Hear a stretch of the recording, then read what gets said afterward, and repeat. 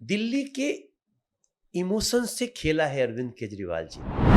सोना का पानी लगा हुआ टॉयलेट सीट, और जब हैंडओवर करने गई मुआयना की हुई टीम तो 12 के 12 टॉयलेट सीट जो गोल्ड प्लेटेड थे वो गायब हो गए। एक व्यक्ति जो सरेआम बोलता है कि मैं तो जी 4 कमरे के 2 कमरे के रूम में रहने वाला व्यक्ति हूं, मुझे रेड वो क्या कारपेट नहीं चाहिए, मुझे लाल बत्ती नहीं चाहिए, मुझे बड़ी गाड़ी नहीं चाहिए, और वो सभी कुछ उल्टा करते हैं। नमस्कार दोस्तों, पंजाब केसरी पॉडकास्ट में आपका स्वागत है। हमारे साथ हैं दिल्ली बीजेपी के लोकप्रिय सांसद और भारतीय जनता पार्टी के पूर्व प्रदेश अध्यक्ष मनोज तिवारी जी। मनोज तिवारी जी, पंजाब केसरी में आपका स्वागत है। बहुत बहुत धन्यवाद सत्येंद्र भाई। और हमारे सुरेंद्र पंडित जी, आप दोनों की लेखनी से तो मैं वाकिफ हूँ। आज वाणी से 2-4 होगा मेरा, मगर सभी दर्शकों को, जो लोग पंजाब केसरी के पॉडकास्ट में हमें देख रहे हैं, आप सबको मेरा प्रणाम। मनोज जी, आप आज हमारे पंजाब केसरी के दफ्तर आए हैं और आज ही आप लोगों ने एक बड़ा जबरदस्त और यूनिक टाइप का प्रदर्शन किया है। आपने पूर्व मुख्यमंत्री अरविंद केजरीवाल को टॉयलेट को लेकर कुछ आरोप लगाया है, क्या कहना चाहेंगे? नहीं, मैं खुद भी हैरान हूँ। ऐसा भी प्रदर्शन करना पड़ेगा, ये हम सोच भी नहीं किए कभी लाइफ में। और अरविंद केजरीवाल का नया नाम टॉयलेट चोर पड़ जाएगा। शराब घोटालेबाज, कॉन्ट्रैक्ट कर्मचारियों के शत्रु, यमुना के शत्रु, झूठ बोलने वाला, तानाशाह, अराजक मुख्यमंत्री, ये सब बहुत सारे नाम उनके नाम के, अरविंद केजरीवाल जी के नाम के साथ जुड़े हैं। यहां तक कि आजकल गूगल पे खाली लिख दीजिए झूठा नंबर 1 तो अरविंद केजरीवाल जी की फोटो आ जाएगी। क्योंकि क्या होता है ना, ये गूगल पे जिस बात की ज्यादा चर्चा होती है वो आ जाती है। तो इतने लोग उनको इस परिचय से जानते थे। अब आपको पता ही होगा, शीश महल का उनके ऊपर केस चल रहा है। एक व्यक्ति जो सरेआम बोलता है कि मैं तो जी 4 कमरे के 2 कमरे के रूम में रहने वाला व्यक्ति हूँ, मुझे रेड वो क्या कारपेट नहीं चाहिए, मुझे लाल बत्ती नहीं चाहिए, मुझे बड़ी गाड़ी नहीं चाहिए, और वो सभी कुछ उल्टा करते हैं। उनको बड़ी गाड़ियों में भी चलना है, उनको चार्टर प्लेन में भी चलना है। हम नहीं कहते कि मत चलो, राजनीति में इसकी जरूरत होती है, लेकिन वो सब कुछ जो कहते थे जनता को भ्रमित करने के लिए कि मैं अलग टाइप का राजनीतिज्ञ हूं, आज वो शीश महल बना के रहना शुरू किए।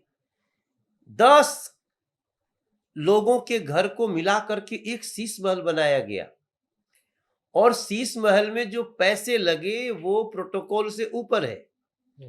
लेकिन सबसे बड़ी हैरत की बात है कि अभी जब वो शीश महल खाली हुआ, उसको पीडब्ल्यूडी ने अपने अंडर लेने के लिए मुआयना किया, तो पता चला करोड़ों की अलमारी, करोड़ों के पर्दे, करोड़ों की कालीन, उसके साथ साथ गोल्ड प्लेटेड टॉयलेट सीट देखे गए।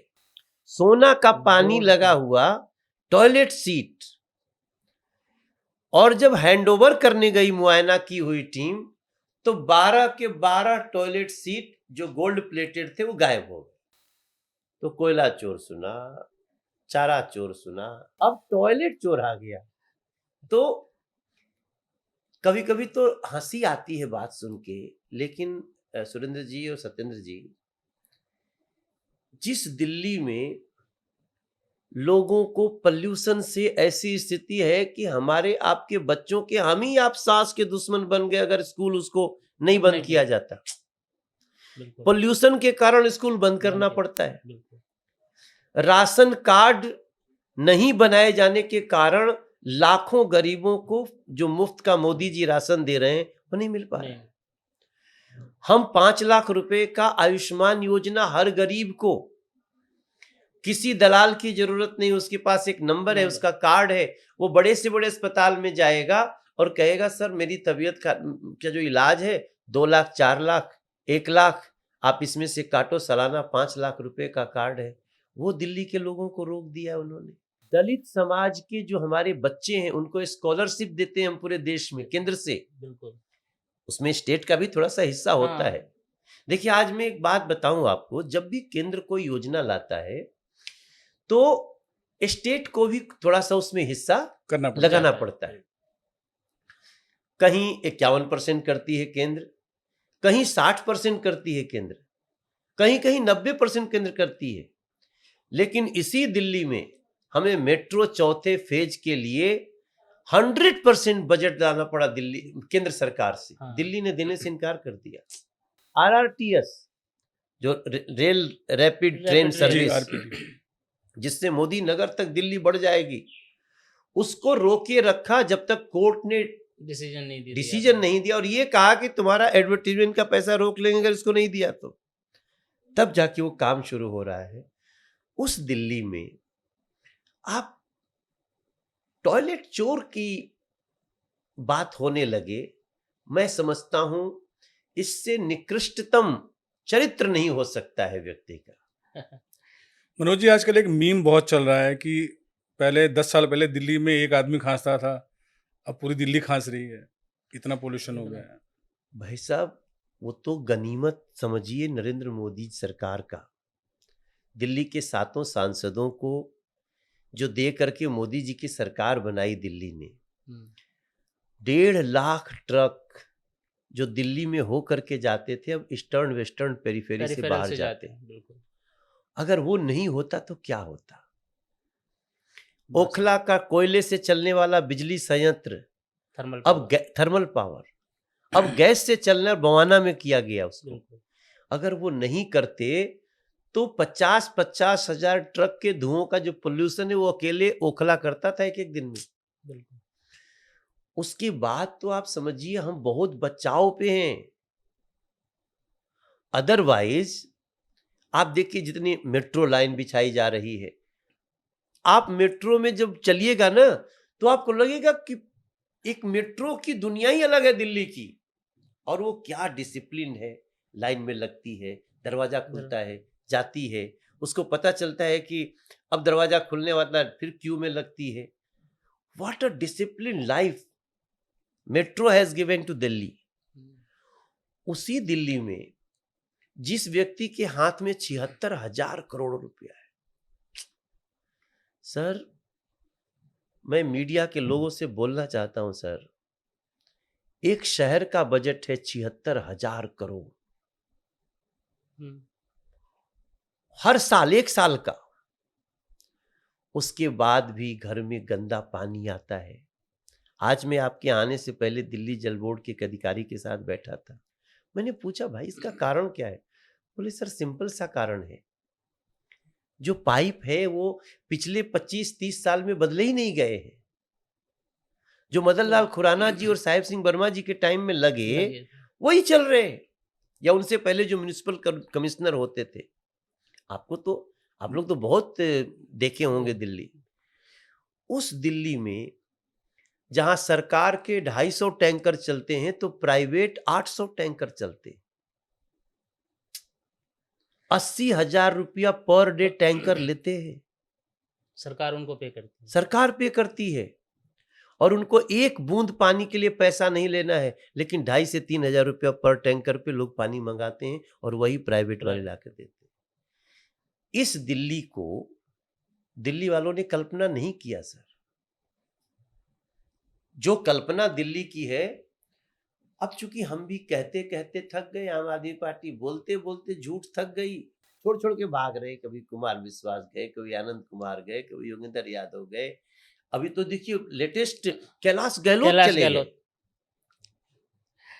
तो मैं पंजाब केसरी के फोरम से लोगों से प्रार्थना करता हूं कि अब बोलने का समय नहीं है, करने का समय। अब करने का समय है। दिल्ली एक बार बीजेपी को चांस दे दे, और मैं जो देख रहा हूं होने जा रहा है। नरेंद्र मोदी जी को एक डबल इंजन हो जाए, 5 साल में दिल्ली वो महसूस करेगी कि राष्ट्रीय राजधानी होने का क्या क्या गौरव होता है। मनोज जी, दिल्ली का बीजेपी का सीएम फेस कौन होगा? देखो, हमारी एक पॉलिसी चल रही है, उस पॉलिसी के तहत हम सीएम कौन होगा की जगह हम कहते हैं सीएम हमारा बीजेपी का एक कार्यकर्ता होगा। उड़ीसा का सीएम कौन है इस समय? मध्य प्रदेश वाले का तो नाम याद हो गया होगा, मोहन यादव जी का, लेकिन छत्तीसगढ़ में फंस जाएंगे आप। नहीं, विष्णुदेव जी हैं छत्तीसगढ़ के। ठीक है, बहुत अच्छा, धन्यवाद आपने उनका नाम लिया। लेकिन ये लोग कौन है? अभी मैं दिल्ली के लोगों से और पूरे देश के लोगों से कहता हूं, अभी हमारा मुख्यमंत्री हमारा काम है, हमारी पॉलिसी है, हमारी नीति और नीयत है। ठीक है, कोई ना कोई तो होगा ही, बिल्कुल बिल्कुल। तो हम इस झगड़े में पड़ना ही नहीं चाहते हैं। हम एक हमारी नेशनल शीर्ष नेतृत्व का निर्णय होता है, और उसमें जो भी हो जाएगा उसके साथ मिलकर के हमें काम करना है। और देखो सर, बुरा नहीं मानना, अरविंद केजरीवाल का नाम था ना, आप सोचिए, डीटीसी को रुला के रख दिया, कर्ज में डुबा दिया, जल बोर्ड को रुला के रख दिया, कर्ज में डुबा दिया। दिल्ली की गलियों में चले जाइए, आपको हमको शर्म आती है सर कि हम दिल्ली में रहते हैं, टूटी गलियां, आग लग जाए तो वहां एक गाड़ी नहीं जा सकती। हर साल आग लगते हैं और सिर्फ एक जांच का झूठा सा फॉर्मेलिटी किया जाता है।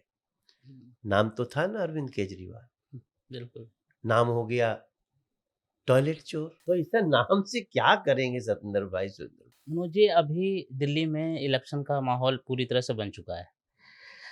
आज आम आदमी पार्टी ने अपने 11 कैंडिडेट के नाम की घोषणा भी की है। उसमें ज़्यादातर कैंडिडेट बाहर वाले हैं, जिनको उन्होंने दिया है, मतलब यानी कि वो तो या भाजपा के बागी हैं या कांग्रेस के बागी हैं।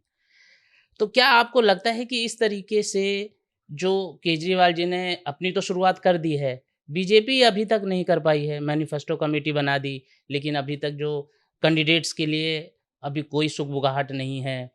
तो आपको क्या लगता है कि उनकी तैयारियों के आगे आपकी तैयारियां कहाँ पीछे छूट रही हैं?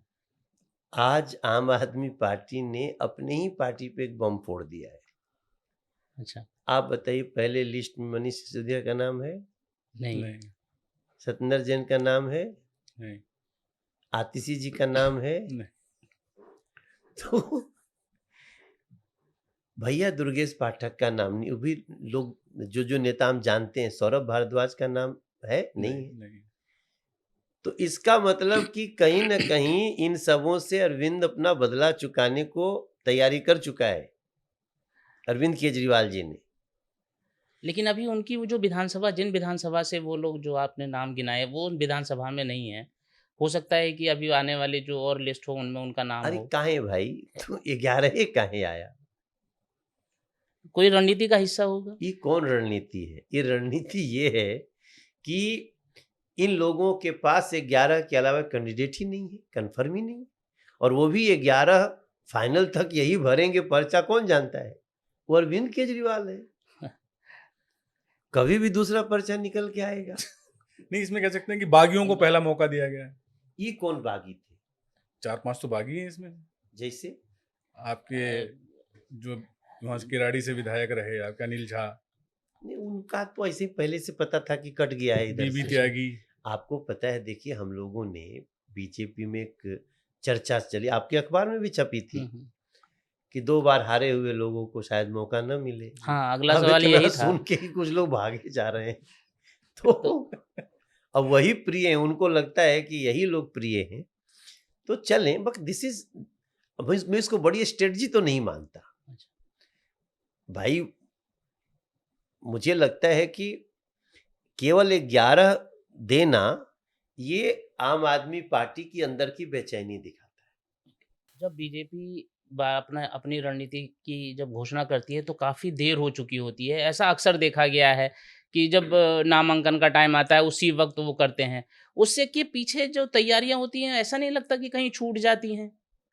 थोड़ी सी गलती हुई है पीछे, थोड़ा सा हम लोग संकल्प पत्र लाते लाते देर किए हैं, लेकिन अब ऐसा नहीं होगा। अब मैं आपको बताऊं कि हम लोग, आज हम बैठे हैं, जब आपसे बात कर रहे हैं, नवंबर का लास्ट डेज है, और हम 15 दिसंबर के पहले अपना संकल्प पत्र लेके आ जाएंगे। अच्छा, इसमें एक सवाल और भी है। अभी आम आदमी पार्टी और कांग्रेस ये बहुत ज़ोरों से चर्चा है कि आपस में गठबंधन करेगी, लाइक लोकसभा, जैसे लोकसभा में उन्होंने किया था। लेकिन जो लोकसभा का गठबंधन और विधानसभा के गठबंधन में जो एक फ़र्क नज़र आ रहा है कि इसमें बहुत सारी सीटें होंगी, तो लोगों का जो वोट का जो पोलराइज़ेशन है वो ना टूटे, इस वजह से वो लोग गठबंधन कर रहे हैं। उससे बीजेपी को ऐसा नहीं लगता कि बहुत सारी चुनौतियाँ होंगी बीजेपी के सामने? हम तो मान के चल रहे हैं कि वो एक होके चुनाव लड़ेंगे। वो एक ही है, एक ही थैली के चट्टे बट्टे। ये कहावत है, उसको हाँ, हाँ। गुस्साना मत। लेकिन आज मैं एक राज की बात बताऊं कि आम आदमी पार्टी का कार्यकर्ता ही आम आदमी पार्टी से हिला हुआ है। अच्छा। कांग्रेस का कार्यकर्ता कांग्रेस से हिला हुआ है। अब उसको सिर्फ ये दिख रहा है कि दिल्ली का भला कैसा होगा, दिल्ली के बच्चों का, बुजुर्गों का, बहनों का, माताओं का, युवाओं का, स्टूडेंट्स का, इनका भला अगर किसी तरह से हो सकता है तो वो सिर्फ और सिर्फ भारतीय जनता पार्टी कर सकती है, जो विश्वास पैदा किया है अपने काम से। ऐसे ही हरियाणा जैसे राज्य में हम तीसरी बार नहीं आए हैं ना। हाँ।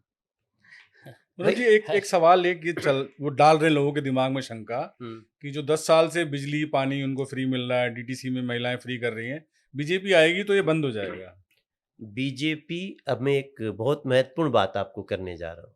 हमारा मैनिफेस्टो घोषित होगा 15 दिसंबर के पहले, लेकिन आज मैं आपको बता दूं कि दिल्ली में मुझे तो ये नहीं पता कि वो जो घोषणाएं किया है आम आदमी पार्टी ने उसका कितना लाभ मिलता है, लेकिन भारतीय जनता पार्टी उनको बंद करने की जगह उसमें थोड़े और बढ़ा करके लोगों को सुविधा देने जा रही है। ये हमारा वादा है आपसे। जैसे आयुष्मान योजना और पीएम वो तो आवास हमारी योजना। प्लस है। 200 यूनिट बिजली फ्री होने की बात हम सुनते हैं जी। भारतीय जनता पार्टी इससे ज्यादा यूनिट बिजली फ्री लोगों को देगी। अच्छा। महिलाओं को बस में फ्री होने की बात मैं सुनता हूं। अब उसमें अंदर नहीं जाऊंगा क्योंकि बसवें नहीं है तो फ्री कैसी, लेकिन वो सुविधा भारतीय जनता पार्टी बिल्कुल महिलाओं के लिए ससम्मान चालू रखेगी। पानी, इस दिल्ली को पानी हर घर में खरीद करके पीना पड़ता है सत्येंद्र भाई जी। आपके घर में भी पीना पड़ता होगा। बिल्कुल। हम उतना पानी लोगों को फ्री भी देंगे और ऐसा देंगे कि उनको खरीदना न पड़े। ये बीजेपी का वादा है। अच्छा, एक सवाल और था, चुनावों से ही संबंधित है कि टिकट बंटवारों को लेकर ये बीजेपी के अंदर भी और बाहर भी इस बात की चर्चा होती है कि जो 2 साल जिनको जो हार चुके हैं, उनको टिकट नहीं देगी। आपके साथ जब आप प्रदेश अध्यक्ष थे, तो उस समय जो नगर निगम के इलेक्शन हुए थे, उस समय ये नीति आई थी और उसमें आप बहुत सफल भी रहे। तो क्या आपको लगता है कि जब ये एमएलए के इलेक्शन हो रहे हैं, जो विधानसभा के इलेक्शन होंगे, इसमें भी इस तरीके की किसी तरह की कोई पॉलिसी या जो पार्टी है वो या रणनीति इस तरीके की लाने वाली है या लाने पे क्या विचार सातों करेगी? विधायक बदल सकते हैं अब? ऐसा कोई निर्णय हम सब ने नहीं लिया है। बहुत सारी बातें चलती रहती हैं, तो चुनाव आता है तो इस तरह की बहुत सारी बातें होती हैं, पर फाइनली क्या होगा हम बहुत जल्दी आपको बता देंगे। अच्छा।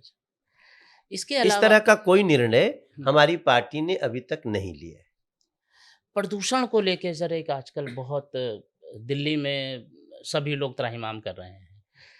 लगातार इस बात को लेकर आम आदमी पार्टी कुछ ना कुछ कहती रहती है, कभी कि हम गाड़ी ऑफ और रेड लाइट ऑन और गाड़ी ऑफ, जैसे बहुत सारी ऐसी योजना। क्या बीजेपी के पास ऐसी कोई योजना है, अभी से उन्होंने कुछ सोचा है कि हम अगर आते हैं सरकार में तो हम ये करेंगे, ये हम जनता को पहले से बता के रख सकते हैं क्या? हमने हरियाणा में हमारी सरकार बनी 2014 के पहले तक हमारे हरियाणा में पराली खरीदी नहीं जाती थी। ये बात बताते हुए मैं आपको सिद्ध कर देना चाहता हूं कि पराली केवल पोल्यूशन का कारण नहीं है, फिर भी पराली की बहुत चर्चा होती है। हमने किसानों से पराली खरीदनी शुरू कर दी। क्या पंजाब में ऐसा नहीं हो सकता? आज पराली जलना हरियाणा में, हम ये नहीं कह रहे हैं कि बिल्कुल खत्म हो गया है, कम, मगर 12% रह गया है, जिसको हम आगे और भी वो सब कुछ खरीद लेंगे जिन किसानों को नहीं पता है उनको हम बताएंगे कि आप पराली हमें दो भाई, हम्म, आप जलाना मत। जल क्या ये पंजाब में नहीं हो सकता था? सर 26 करोड़ रुपया आम आदमी पार्टी ने एडवर्टीजमेंट पे खर्चा कर दिया, लेकिन किसी भी किसान से पंजाब में पराली खरीदी नहीं गई, ये बताते हुए कि सिर्फ पराली ही पोल्यूशन का कारण नहीं है, फिर भी ये अकर्मण्यता क्यों आम आदमी पार्टी की? ऐसे बहुत सारे रीजन हैं। दिल्ली में धूल को रोकने का कोई कारण नहीं है। आप तो पंजाब केसरी हैं, आप किसी भी, सुरेंद्र पंडित जी आप हो चाहे सत्येंद्र त्रिपाठी जी आप हो, एक भी कार्यक्रम में आपका जो भी पत्रकार दिल्ली का सुन रहा हो, एक भी ऐसा प्रोग्राम याद है जहां पोल्यूशन के ऊपर मीटिंग हुई हो, सांसदों को बुलाया गया हो और वहां पे आप पहुंचे हो रिपोर्टिंग के लिए? ऐसा क्यों हुआ? हाँ, सर्वदलीय बैठक बुलानी चाहिए थी। सर काम नहीं करने के लिए भी बहाना के लिए तो बुला देते, हाँ, थोड़ा हल्ला गुल्ला होता, हम अपनी बात करते उसके लिए तो बुला देते। बिल्कुल। क्या है, जैसे ही बैठेंगे ना रास्ता निकल जाएगा।